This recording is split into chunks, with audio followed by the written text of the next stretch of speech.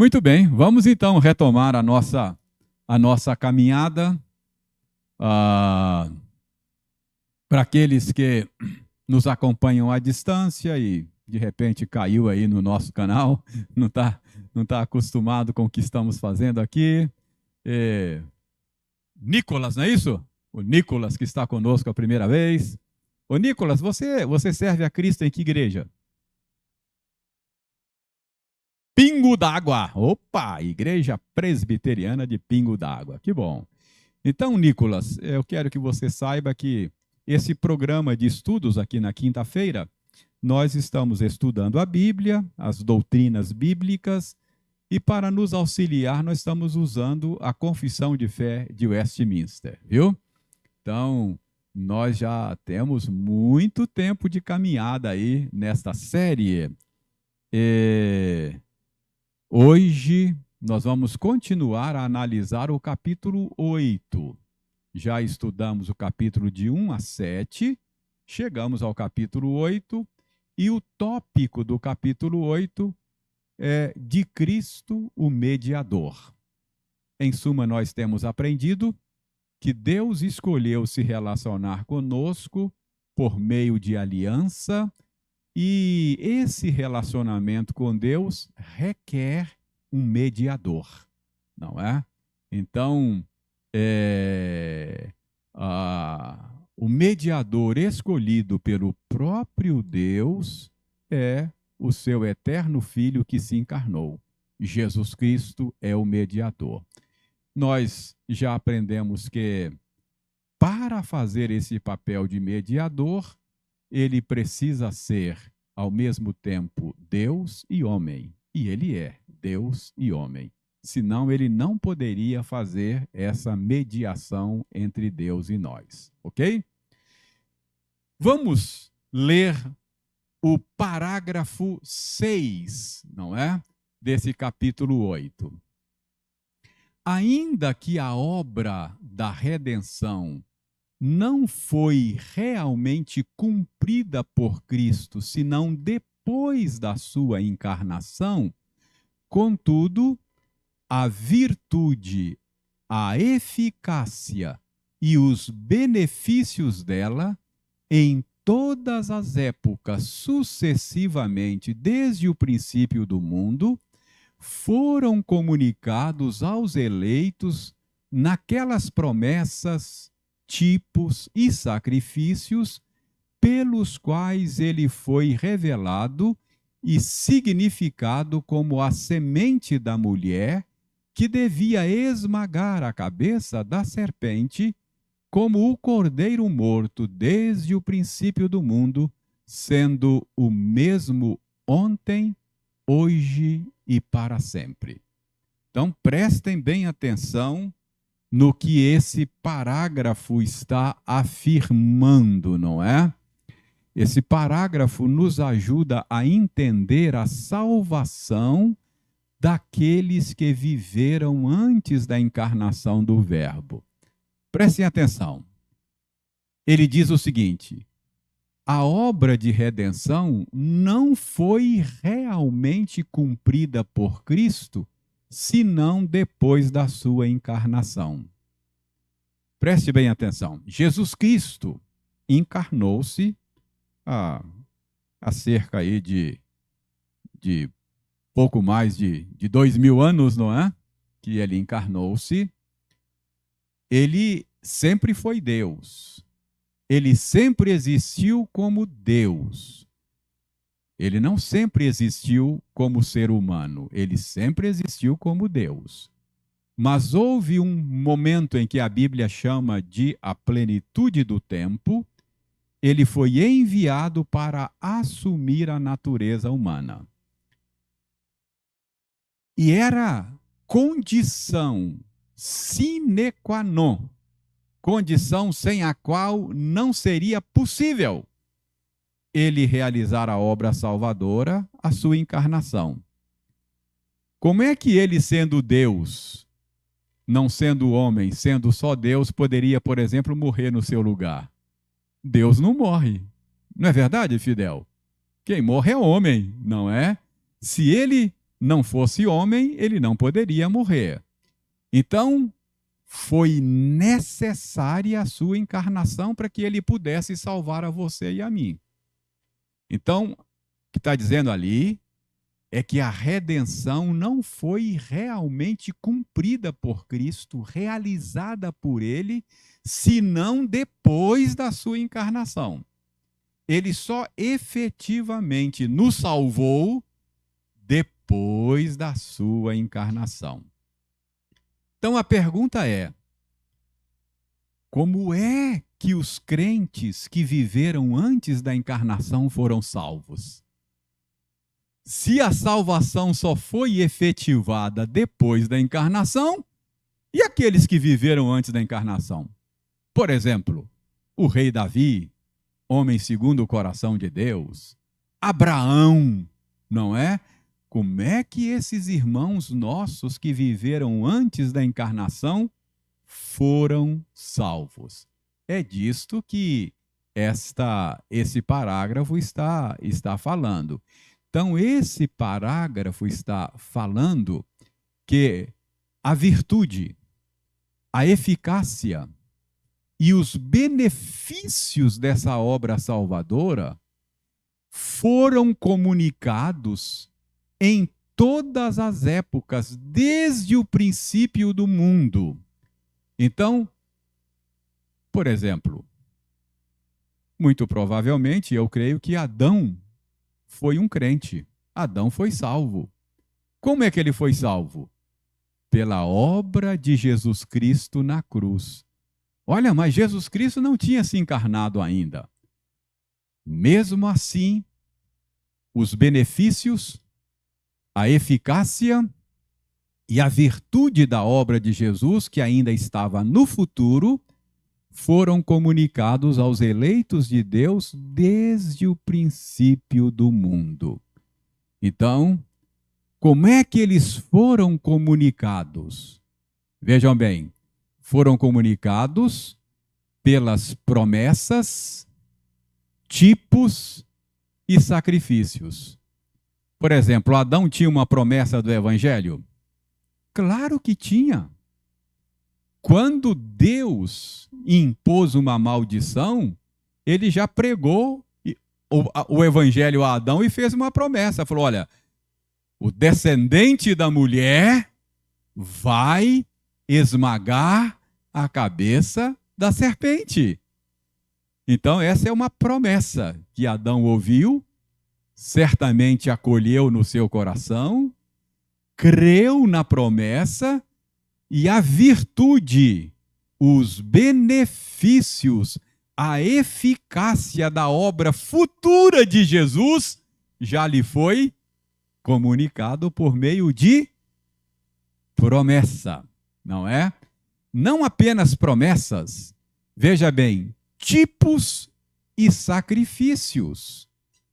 Gente, Adão certamente, de alguma maneira, aprendeu com o Senhor Deus, não sei se naqueles encontros na viração do dia, lá no Éden, aprendeu a sacrificar, não é? Ao Senhor. Primeiro Deus sacrificou um animal para fazer roupa de pele para o primeiro casal. A Bíblia diz que os filhos de Adão e Eva, Caim e Abel, ofereceram sacrifícios a Deus. Abel ofereceu sacrifícios de animais. Quem ensinou isso para Abel? Certamente o seu pai. Como é que Adão aprendeu? Percebe?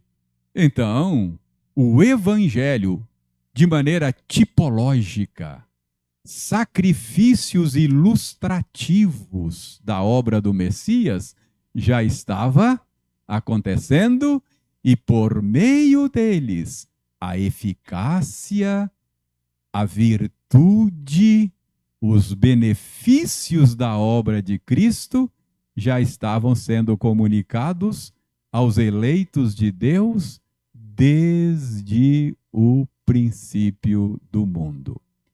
Então, veja bem, Jesus Cristo portanto, como diz o escritor de Hebreus, é o mesmo, ontem, hoje e o será para sempre. Como é que Adão foi salvo? Pela obra salvadora de Jesus. Como é que Abraão foi salvo? Pela obra salvadora de Jesus, mesmo estando vivendo antes da encarnação dele. Como é que Davi foi salvo? Pela obra salvadora de Jesus. Do mesmo jeito que nós fomos salvos, pelo mesmo sacrifício. Mesmo eles estando vivendo antes da encarnação e nós vivendo depois. Eles viveram antes das coisas acontecerem, efetivamente, e nós estamos vivendo depois, não é? Mas é a mesma coisa. Abra sua Bíblia em Romanos. Veja bem como o apóstolo Paulo fala destas coisas de maneira muito clara. Romanos capítulo 3. Abra sua Bíblia. Romanos capítulo 3.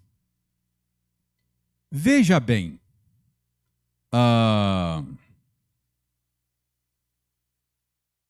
Romanos capítulo 3.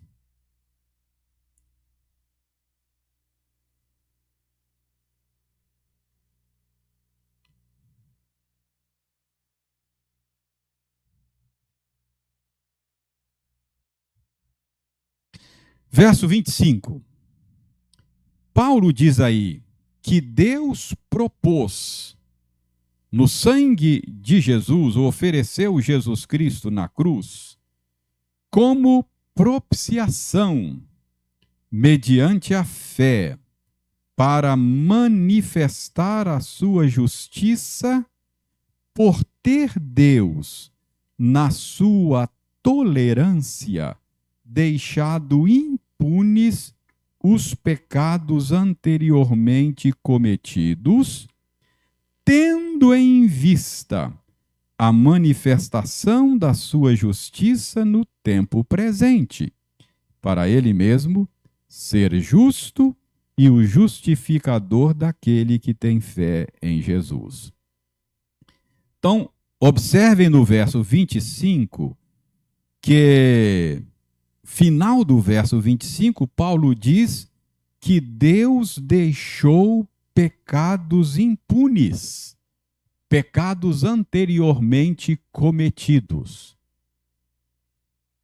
Deus deixou sem punição os pecados daqueles irmãos nossos que viveram antes da encarnação, nos dias do Antigo Testamento.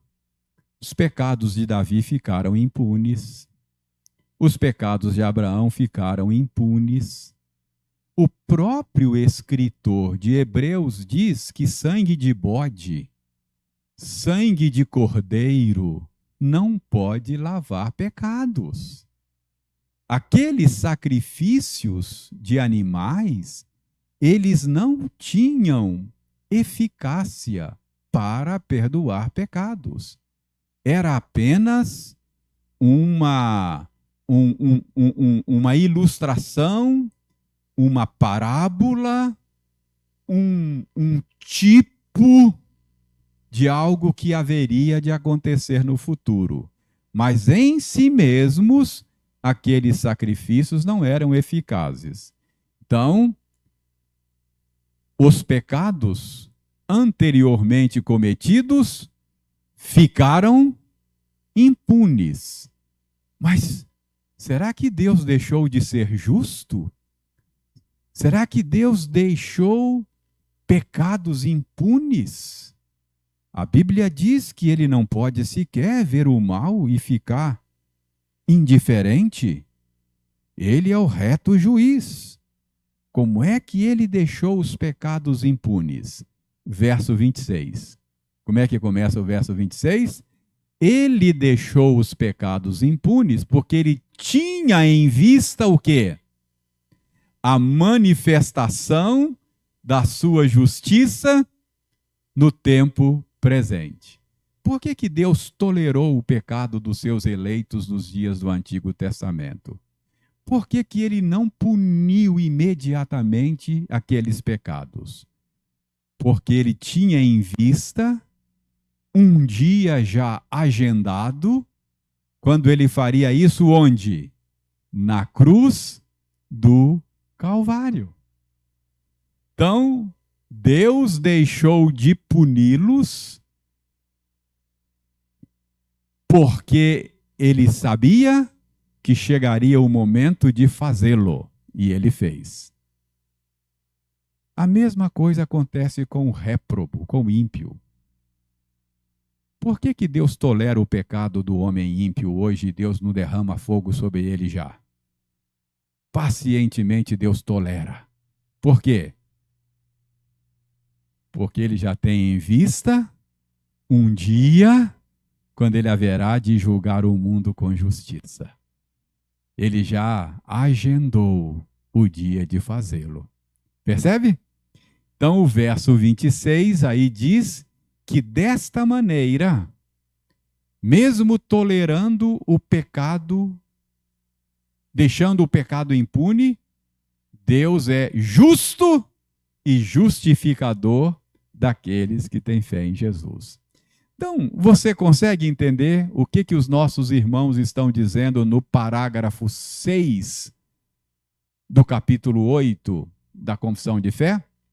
Então, estão dizendo que, embora Jesus Cristo só tenha efetivamente realizado a salvação nossa depois da sua encarnação, aqueles que viveram antes da encarnação são beneficiados do mesmo jeito. Está claro isso para vocês? Está claro o que eles estão dizendo aí? Então, com isso em mente, eu vou ler novamente para você ter a ideia. Olha, ainda que a obra da redenção não foi realmente cumprida por Cristo, senão depois da sua encarnação, contudo, a virtude, a eficácia e os benefícios dela, isso é, desta obra, em todas as épocas sucessivamente, desde o princípio do mundo, foram comunicados aos eleitos naquelas promessas, naqueles tipos e naqueles sacrifícios do passado. Por meio dessas coisas, promessas, tipos e sacrifícios, ele foi revelado, Jesus foi revelado a eles e significado como a semente da mulher que devia esmagar a cabeça da serpente, e ele foi também conhecido como aquele cordeiro morto desde o princípio do mundo, sendo o mesmo ontem, hoje e para sempre. Tranquilo aí? Podemos prosseguir? Oi, pois não, Hilda aí.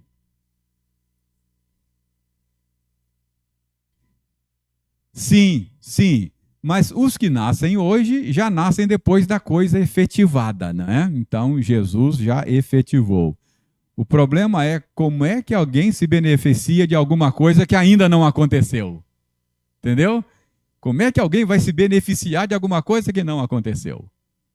Não é? Então é isso. Aqueles que estavam vivendo antes se beneficiaram mesmo do mesmo jeito que nós nos beneficiamos. Pois não, dona Lídia?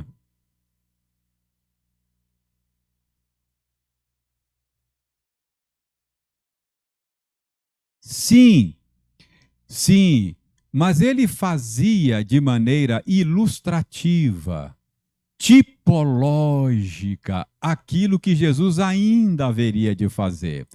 O trabalho daquele sumo sacerdote não efetivava a nossa salvação.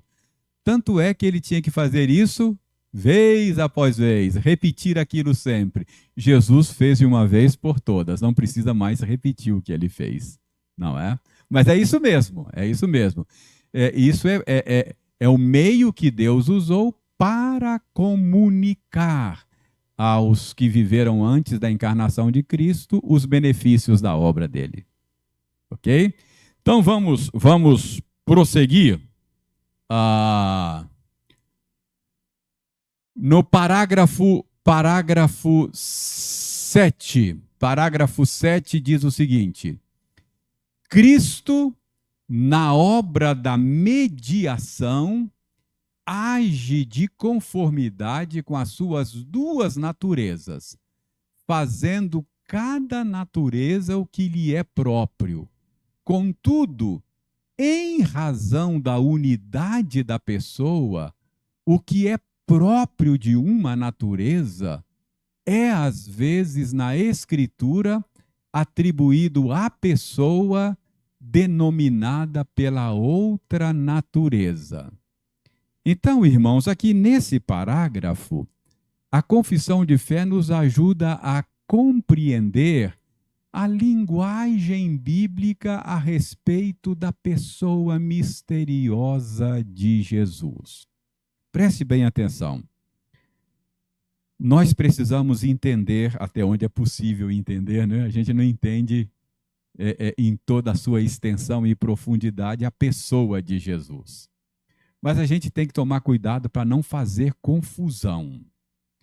Jesus é uma única pessoa. Não são duas pessoas, uma divina e uma humana. Não, é uma única pessoa.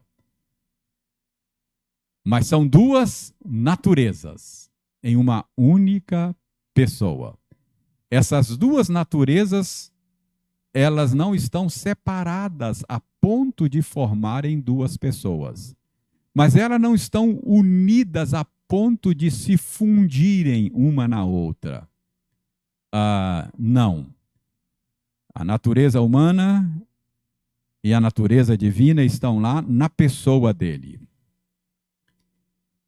A pessoa dele vive experiências humanas. A mesma pessoa vive experiências divinas. Mas como pode essa pessoa ter experiências humanas? É porque ele tem uma natureza humana. Como pode essa pessoa do Redentor ter experiências divinas? Porque ele tem uma natureza divina. Quem morreu na cruz? A pessoa de Jesus. Mas como é que ele pôde morrer? Morte é experiência humana. Porque ele tem uma natureza humana. Por causa da sua natureza humana, ele pôde viver experiências humanas como a sua e a minha. Quem deu ordem para Lázaro sair do túmulo? A mesma pessoa que morreu na cruz falou para Lázaro: sai daí, Lázaro, e ressuscitou Lázaro.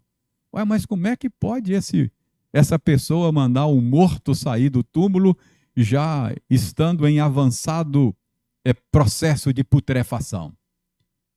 Porque essa pessoa é Deus. Então, ele pode ter experiências divinas e humanas ao mesmo tempo. É a mesma pessoa, mas são duas naturezas.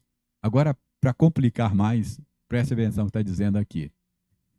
Às vezes, a Bíblia fala desta pessoa vivendo uma experiência divina, mas se refere a ele com a natureza humana, para mostrar a complexidade e a unidade desta pessoa. Então veja bem, abra a sua Bíblia em Atos, capítulo 20, verso 28. Querem ver? Atos 20, 28. Eu vou ler aqui Paulo falando com os presbíteros da igreja de Éfeso. Paulo fala assim para eles, atendei por vós e por todo o rebanho sobre o qual o Espírito Santo vos constituiu bispos, para pastoreardes a igreja de Deus, a qual ele comprou com o seu próprio sangue. Preste atenção. Paulo está falando que os presbíteros de Éfeso tinham que cuidar da igreja de Deus. A igreja de Deus, que Deus comprou com o seu próprio sangue. Deus tem sangue? Quem tem sangue é ser humano. Percebe? Então ele se refere a uma experiência humana. Ele derramou seu sangue. Então, mas ele não fala que foi o homem que derramou seu sangue. Ele fala que Deus derramou seu sangue. Percebe? Ele fala de uma experiência humana, derramar sangue, mas se refere à pessoa como divina. Deus comprou com seu próprio sangue. Isso mostra a unipersonalidade de Jesus com duas naturezas, não é? Então, quem derramou seu sangue não foi a natureza humana, foi a pessoa de Jesus. Tanto é que Paulo diz: Deus derramou o seu sangue. Percebe? É isso que eles estão dizendo aí. Às vezes a Bíblia fala de uma atitude, de uma experiência, de uma ação humana, mas diz que quem fez aquilo foi Deus. Às vezes a Bíblia fala de uma atitude, de uma experiência, de uma ação divina, e diz que quem fez isso foi o homem. Percebe? Porque vamos ver, 1 de João 3,16. Querem ver? 1 de João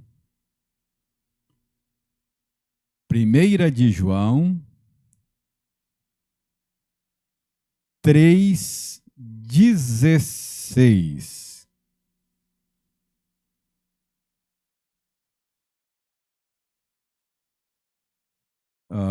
1 de João 3,16. Deixa eu achar aqui, estou meio perdido. Ó, 1 de João 3,16, é isso mesmo. Nisso conhecemos o amor, que Cristo deu a sua vida por nós e devemos dar a vida por nossos irmãos. Eu não sei se esse texto está correto, viu? Oi? Tá certo? Ah, então tá bom. Muito obrigado. Acho que é esse texto mesmo. Muito obrigado. Bom, nisto conhecemos o amor, que Cristo deu a sua vida por nós e devemos. É exatamente isso. É o mesmo. Agora caiu a ficha aqui. A mesma lógica do texto anterior. Cristo é o nome divino dele. Então, está dizendo aqui que do mesmo jeito que Cristo deu a sua vida por nós, devemos dar a vida uns pelos outros. Então, Cristo morreu por nós. Quem morreu? Cristo. Cristo é um nome divino. Então, está dizendo que a pessoa de Cristo, que era divina, viveu uma experiência que é uma experiência humana, morte, não é? João 3,13, agora não a epístola, mas o evangelho. João 3,13. Querem ver um outro exemplo?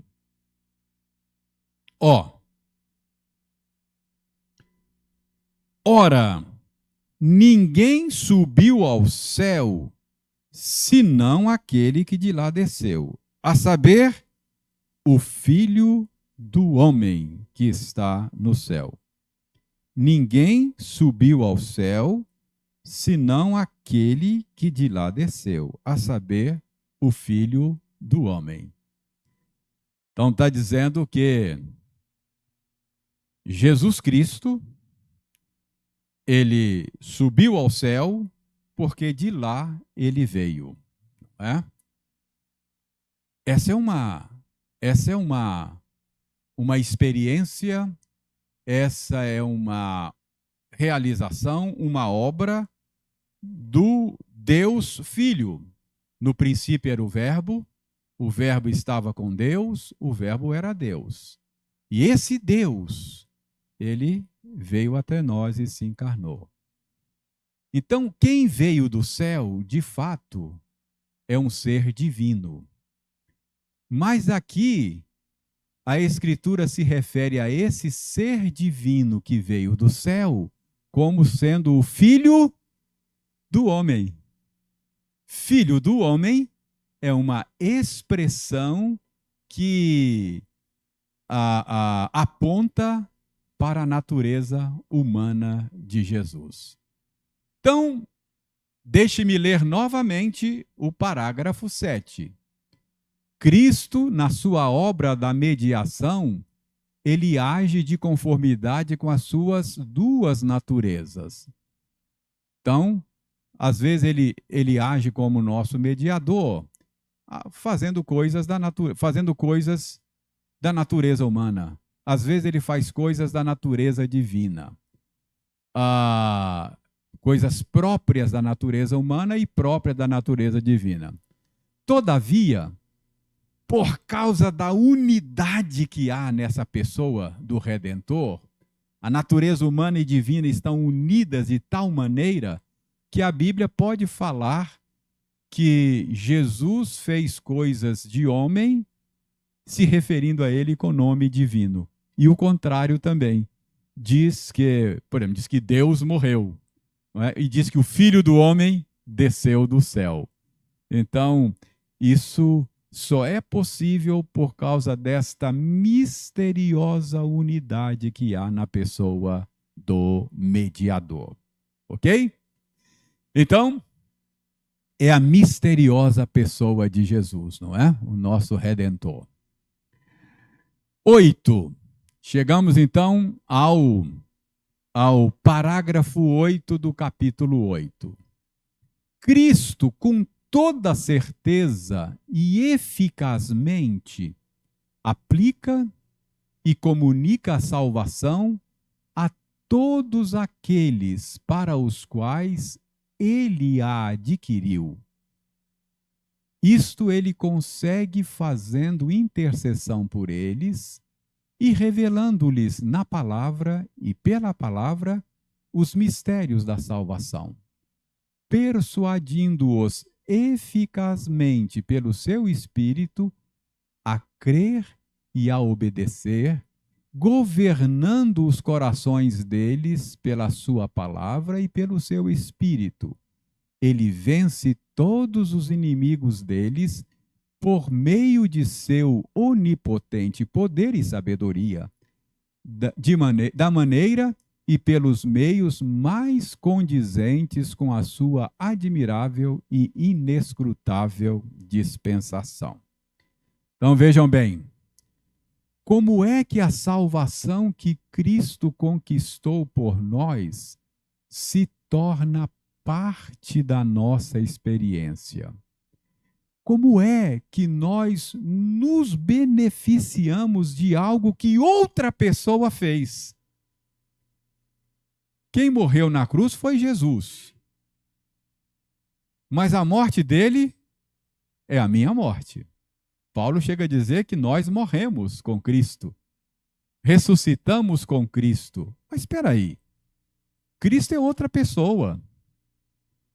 Aliás, ele esteve aqui e fez essas coisas quando eu nem sequer existia ainda. Eu nem sequer tinha nascido. Como é que algo que uma outra pessoa fez me beneficia? Como é que algo que outra pessoa fez se torna parte da minha experiência? É isso que esse parágrafo está respondendo, não é? Então, veja bem, Cristo, com toda certeza e eficazmente, aplica e comunica a salvação. Então, preste atenção. Como é que eu sou beneficiado por algo que outra pessoa fez? Essa outra pessoa que é Cristo incumbe-se de comunicar os benefícios do que ele fez a mim.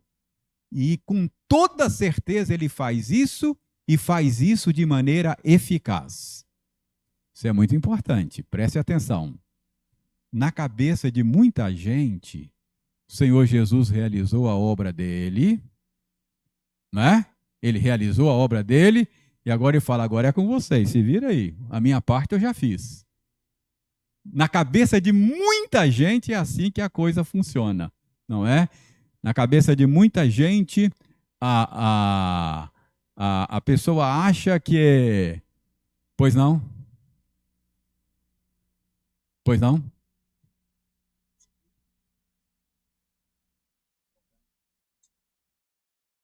Tá, depois que terminar aqui, nós vamos orar. Senta lá, a hora que terminar o estudo aqui, a gente ora, tá bom?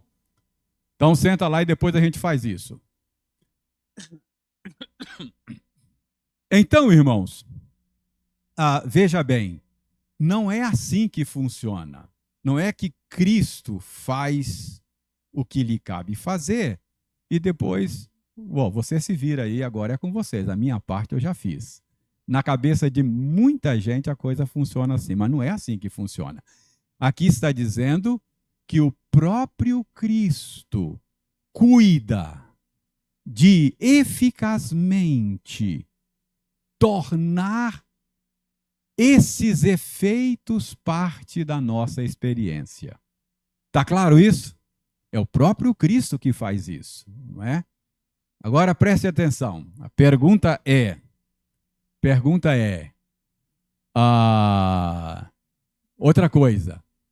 Agora ele faz isso, ele cuida de fazer isso a todos aqueles para os quais ele adquiriu essa salvação. Então aqui a gente já aprende que a obra de Jesus Cristo tinha endereço definido. Que a obra de Jesus Cristo não foi assim uma obra para tornar possível alguma coisa dependendo da resposta que os outros vão dar. Mas é uma obra que não é que torna possível a salvação, ela efetivamente realiza aquilo que ele intencionou. Tecnicamente, a gente chama isso de expiação limitada. Algumas pessoas não gostam desse termo expiação limitada, porque parece que diminui a eficácia da obra de Jesus. Ela não é limitada na sua eficácia. Alguns até preferem chamar, em vez de expiação limitada, chamá-la de expiação definida, não é? Então, o próprio Cristo cuida de comunicar a nós a redenção que ele adquiriu ao curso da sua própria vida.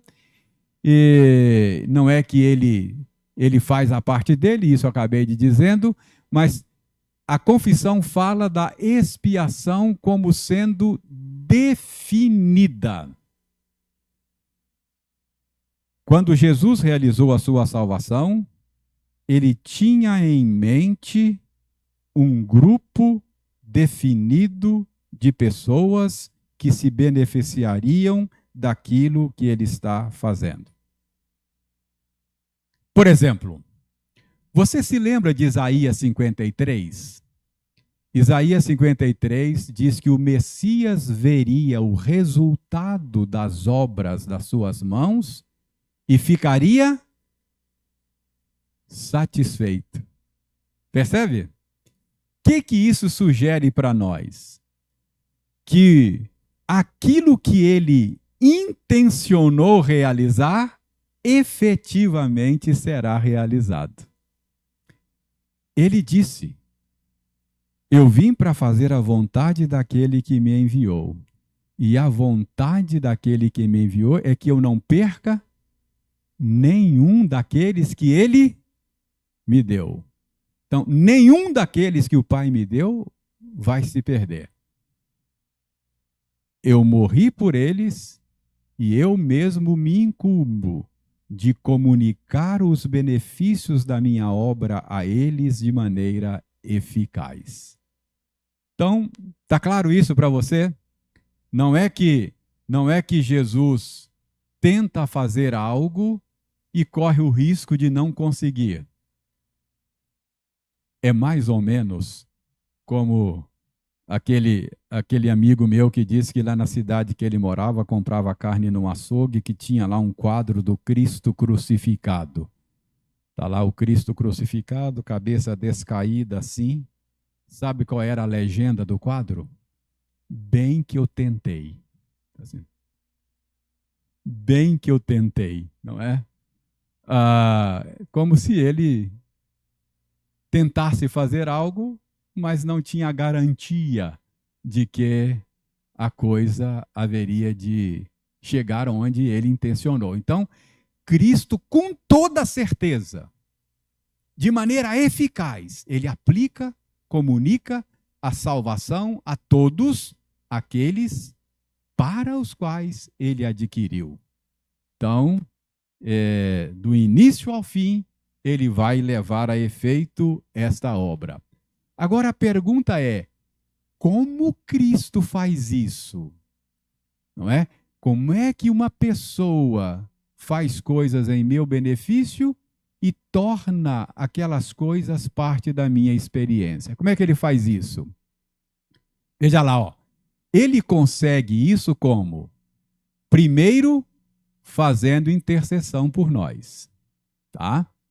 Então, ele faz intercessão por nós. Primeira coisa que ele faz.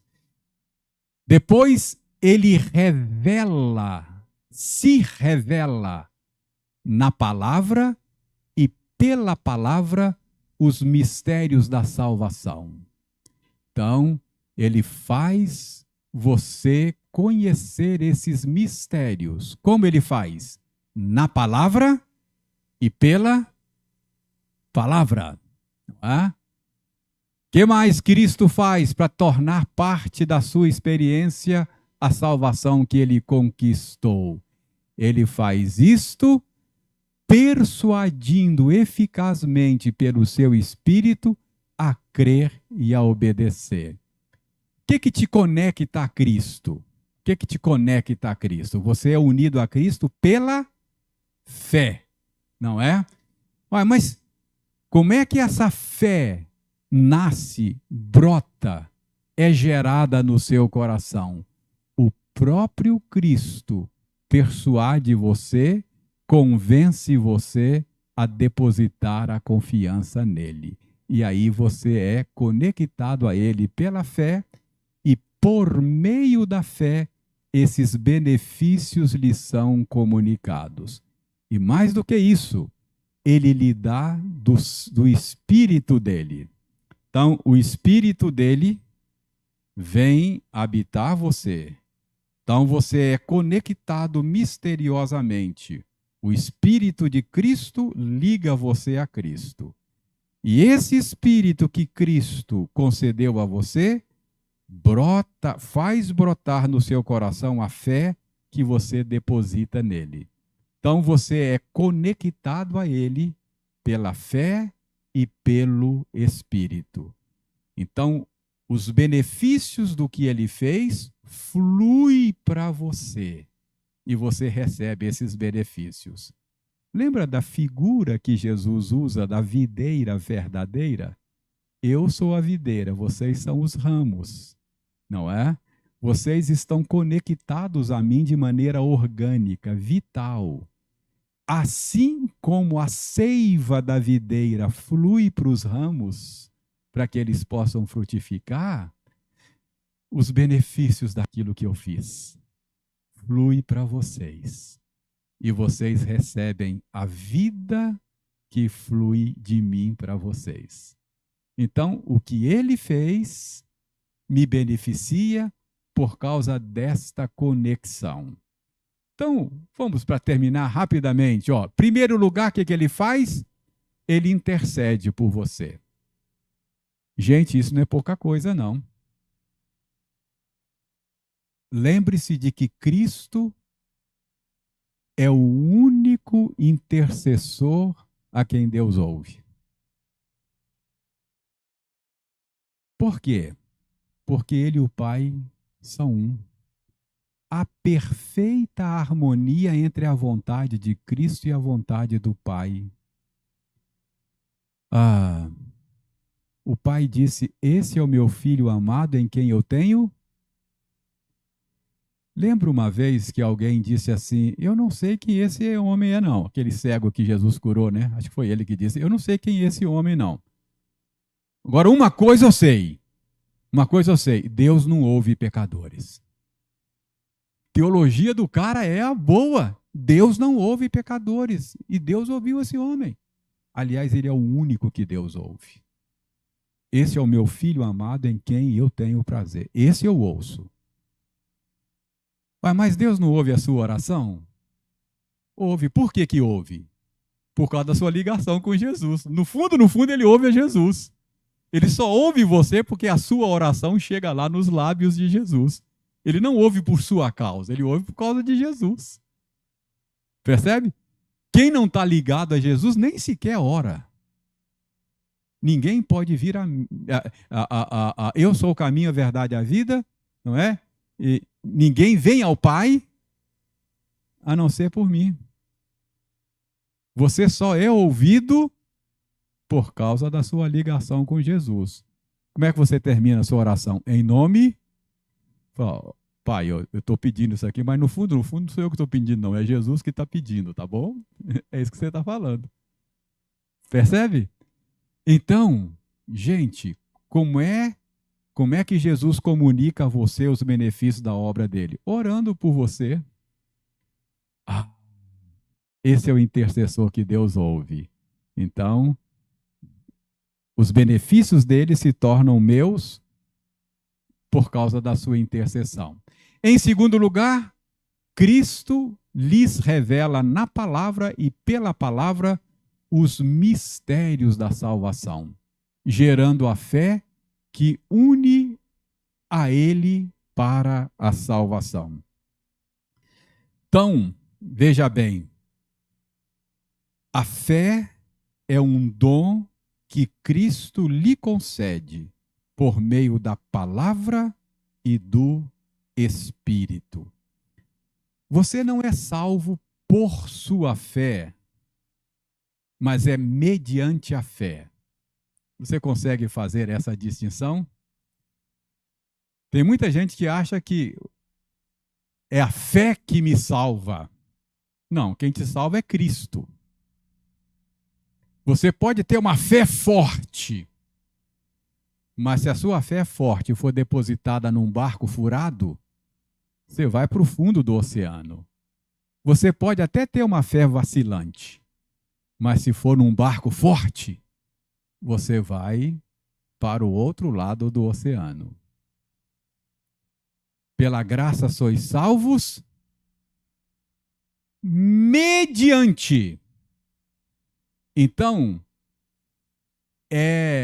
a fé é a causa instrumental da sua salvação. É o meio, é a causa instrumental. A melhor ilustração que eu acho é aquela ilustração de um circuito elétrico. Pense num circuito elétrico. Você tem um circuito elétrico, pense numa lâmpada, você tem uma fonte de energia, uma bateria, e você precisa conectar essa lâmpada à fonte de energia. Então você precisa dos condutores, dos fios, não é? A pergunta é: o que acende a lâmpada? São os fios? De certa forma, sim. Não é? Porque os fios são a causa instrumental, é o meio pelo qual a lâmpada acende. Mas você pode ter um condutor bom material, mas se a fonte de energia não tiver carregada, for a pilha descarregada, vai acender a lâmpada? Ah, mas o condutor é forte, é bom. Você pode ter uma fé forte, mas se a bateria... Entendeu qual é o ponto? Então, não é a sua fé que te salva, ela é o meio instrumental.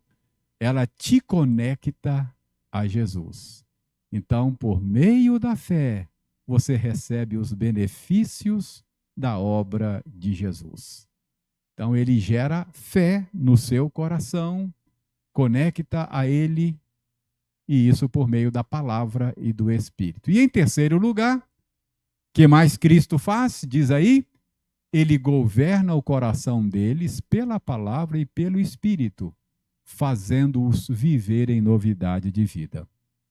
Então, quando você lê a palavra, o Espírito Santo trabalha no seu entendimento, convence você de que aquela palavra é verdadeira, de que o caminho oferecido a você na Bíblia é bom. Ele gera em você desejos santos e você então é levado a viver em novidade de vida. Então, entendeu? Como é que algo que uma outra pessoa faz me beneficia? Essa própria pessoa cuida de comunicar isso a mim. Como é que ele comunica isso a mim? Intercedendo por mim, me dando o seu espírito, usando a palavra para gerar fé no meu coração e me estimulando a viver em novidade de vida. Assim, aquilo que ele fez se torna parte da minha experiência, a ponto de eu poder dizer como Paulo, já não sou eu mais quem vive, Cristo vive em mim, não é? Então, ele se torna parte da minha experiência. Ok?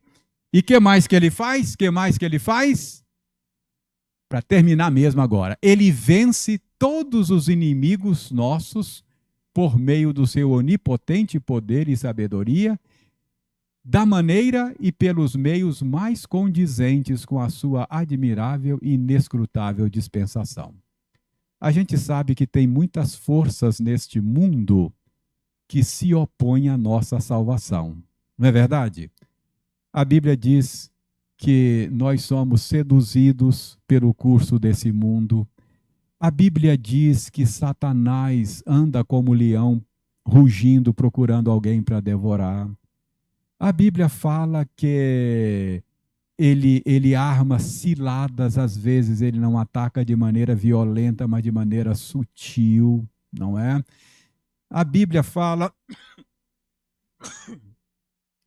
que a nossa natureza humana decaída ainda está em nós e pode nos levar a pecar. Então, tem muitas forças conspirando contra a nossa salvação.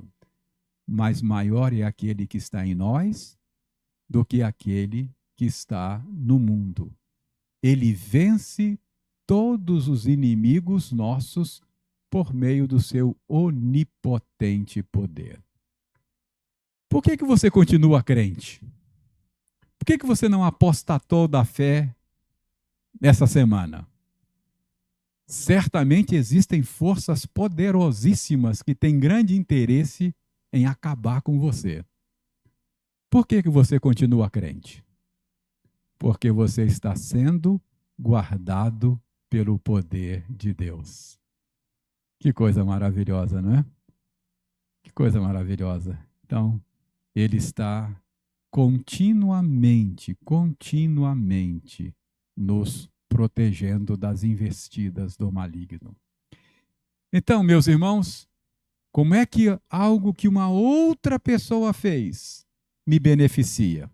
Pessoa que viveu tantos anos, já não está mais entre nós fisicamente. Como é que eu sou beneficiado? Porque ele mesmo se incumbe de comunicar essas coisas a mim. Como é que ele comunica? Desta maneira que nós acabamos de ver.